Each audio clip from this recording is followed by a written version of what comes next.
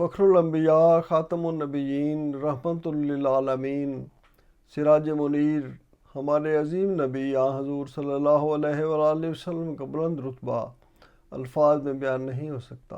اس عظیم الشان مرتبہ کے باوجود آپ عاجزی اور انکساری اور فروتنی کا پیکر تھے۔ آپ گھر میں معمولی زندگی گزارتے، آپ کے دروازے سب کے لیے کھلے تھے۔ نہ آپ صلی اللہ علیہ وآلہ وسلم کے لیے کوئی دربان کھڑا ہوتا تھا، نہ آپ کے لیے صبح و شام بڑے بڑے برتنوں میں کھانے پیش کیے جاتے تھے۔ جو بھی آپ سے ملاقات کرنا چاہتا وہ آسانی سے آپ صلی اللہ علیہ وآلہ وسلم سے مل سکتا تھا۔ آپ زمین پر بیٹھتے، اپنا کھانا بھی زمین پر رکھتے، سادہ اور موٹے کپڑے پہنتے، گدھے پر سوار ہوتے، لوگوں کو اپنی سواری کے پیچھے بٹھاتے۔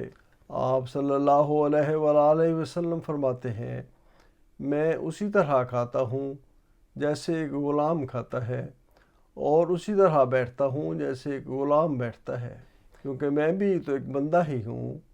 یعنی سرداروں اور رئیسوں والا تکبر اور خود بینی نمائش میرے اندر نہیں ہے۔